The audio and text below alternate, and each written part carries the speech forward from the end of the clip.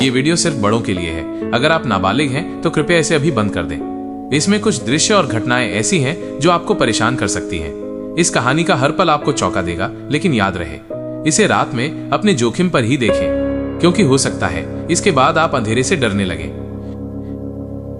अंधेरी रात और एक शांत कमरा, हर तरफ खामोशी, लेकिन उस खामोशी में एक ऐसी चीख दबी है जो शायद सदियों से गूंज रही है। एक चीख, एक शाप जो सिर्फ एक नाम से शुरू होता है, एक गुड़िया जिसे देखकर लगता है कि वो मासूमियत की मूरत है। लेकिन क्या होगा अगर मैं आपसे कहूं कि उस मासूम चेहरे के पीछे छुपा है शैतान का साया, एक ऐसी आत्मा का अंधेरा जो जिसने भी छुआ उसकी जिंदगी को तबाह कर गया। ये हॉलीवुड की कोई मनगढ़ंत कहानी नहीं, ये कोई फिल्मी डर नहीं, यह है एनाबेल की असली रोंगटे खड़े कर देने वाली सच्चाई। वो गुड़िया जिसके नाम से आज भी लोग कांप उठते हैं। तैयार हो जाइए, क्योंकि आज हम उस शैतानी गुड़िया की उस कहानी को उजागर करने जा रहे हैं जिसे शायद आपने सिर्फ फिल्मों में देखा होगा। ये कहानियां आपको सोने नहीं देंगी, ये कहानियां आपके रूह को कंपा देंगी। ये है एनाबेल की पूरी कहानी।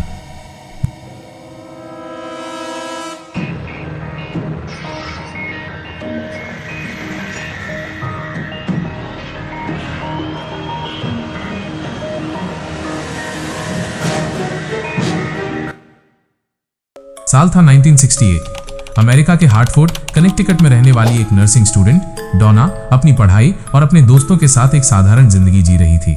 एक दिन उसकी माँ ने उसे एक अनोखा और पुराना तोहफा भेजा। ये कोई नया खिलौना या फैंसी कपड़ा नहीं था, बल्कि एक पुरानी एंटीक डॉल थी। सफेद कॉटन की फ्रॉक, लाल रिबन और उस पर एक अजीब सी मुस्कान, एक रैगडी एंड डॉल। नाम था एनाबेल। डॉना को यह तोहफा पसंद आया। उसने और उसकी रूममेट एंजी ने एनाबेल को अपने अपार्टमेंट के लिविंग रूम में एक शेल्फ पर रख दिया।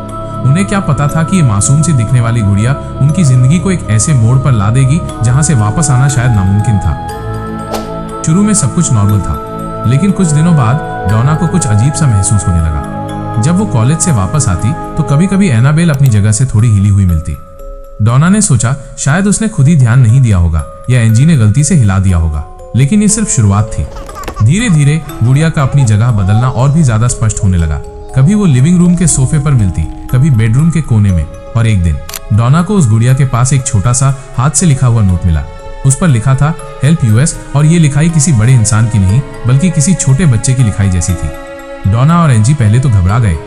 उन्होंने सोचा शायद कोई मजाक कर रहा है, लेकिन उनके अलावा इस अपार्टमेंट में कोई आता जाता नहीं था और ये सिर्फ हेल्प यूएस तक सीमित नहीं रहा। कुछ और नोट्स भी मिले जिन पर लिखा था सेव लू या योर नेक्स्ट। ये सब उनके रूममेट लू के लिए लिखा गया था।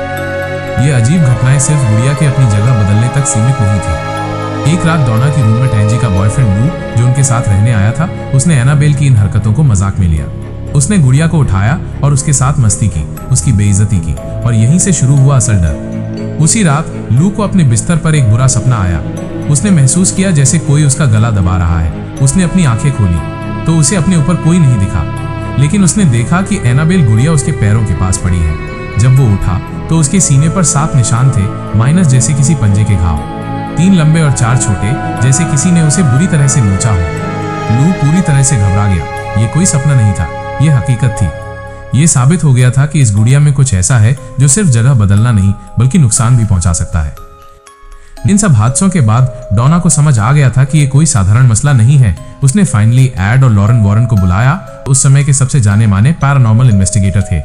एड वॉरेन एक डेमोनोलॉजिस्ट थे और लॉरेन वॉरेन एक ट्रांस मीडियम, जिन्हें क्लेयरवॉयंट भी कहा जाता था, यानी वो आत्माओं से बातें कर सकती थी और उनकी उपस्थिति को महसूस कर सकती थी। जब वॉरेन्स ने अपार्टमेंट में कदम रखा तो लॉरेन ने तुरंत उस जगह की नेगेटिव एनर्जी को महसूस कर लिया। उन्होंने गुड़िया को देखा और उसकी वाइब्रेशंस को समझने की कोशिश की। जो उन्होंने कहा वो डॉना और एंजी के लिए और भी ज्यादा डरावना और रुला देने वाला था। लॉरेन वॉरेन मासूम भूत नहीं है, ये किसी मरे हुए इंसान की आत्मा नहीं है, ये एक डीमन है, एक शैतानी ताकत जो सिर्फ इस गुड़िया का इस्तेमाल करके तुम्हारे जीवन में घुसने की कोशिश कर रहा है। ये डॉल सिर्फ एक जरिया है, ये तुम्हारी रूह को हासिल करना चाहता है। वॉरेन्स ने समझाया कि ये डीमन शुरू में एक बच्चे की आत्मा बनकर आया था ताकि वो डॉना और एंजी का विश्वास जीत सके। हेल्पर्स के नोट्स उनका ध्यान अपनी ओर खींचने का तरीका था, लेकिन जैसे ही उसे लगा कि लोग उस पर विश्वास करने लगे हैं, उसने अपनी असलियत दिखाना शुरू कर दिया, मछलियों पर हमला करके। उनका मकसद सिर्फ उनके साथ खेलना नहीं बल्कि उनकी रूह पर कब्जा करना था। वॉरेन्स ने एनाबेल को तुरंत अपार्टमेंट से बाहर निकालने का फैसला किया। उन्होंने उस गुड़िया को एक स्पेशल ब्लेस किए हुए ग्लास बॉक्स में बंद कर दिया, अपने ऑकल्ट म्यूजियम में जो उनके घर के पास ही था। ये बॉक्स सिर्फ एक आम बॉक्स नहीं था, इस पर पवित्र प्रार्थनाएं पढ़ी गई थी और उसे हर बुरी ताकत से बचाने के लिए सुरक्षित किया गया था। जहां वो एनाबेल आज भी बंद है, वॉरेंस के मुताबिक उसमें आज भी कुछ जिंदा है। हर साल उसके अराउंड पूजा होती है, पवित्र जल छिड़का जाता है और विशेष प्रार्थनाएं की जाती हैं ताकि उसमें बंद शैतानी ताकत बाहर ना निकल सके। कई लोगों ने तो आज भी म्यूजियम में उस गुड़िया के आसपास अजीब सी एनर्जी या ठंडक महसूस करने का दावा किया है। कुछ लोग कहते हैं कि उसकी आंखें उनका पीछा करती हैं। Wrap her arm around and go to sleep. I do the same thing with a pillow. But then she started taking it to the breakfast nook where the arms one morning went onto the table. Now she lived with another nurse and they shared the expenses of the apartment, which was 4 blocks away from Hartford Hospital. लोग मानते हैं उसमें आज भी कुछ जिंदा है और वॉरेंस हमेशा यही कहते थे कि जब तक वो गुड़िया उस बॉक्स में बंद है तब तक वो नुकसान नहीं पहुंचा सकती। लेकिन क्या ये सच है या ये सिर्फ उन लोगों को संतुष्ट करने के लिए था जो उसके डर से कांप उठते थे? एनाबेल सिर्फ एक गुड़िया नहीं, ये एक शाप है, एक वार्निंग है उन लोगों के लिए जो पैरानॉर्मल चीजों को मजाक समझते हैं, जो सोचते हैं कि ये सब कहानियां हैं या सिर्फ डर दिखाने के तरीके। अब सवाल ये है, अगर एनाबेल सिर्फ एक गुड़िया थी तो उसने लोगों को नुकसान कैसे पहुंचाया? क्या तुम उसका सच झेल सकते हो या ये डर हमेशा के लिए तुम्हारे दिल में बस जाएगा? आते जाते बस एक सवाल, अगर आपने ये वीडियो यहाँ तक देखा है तो यकीन मानिए आप वाकई एक मजबूत दिल वाले इंसान हैं। तो अगर इस कहानी ने आपके रोंगटे खड़े किए हैं और आपने इस डर का सामना किया है तो अपने दिल से एक लाइक जरूर कर देना।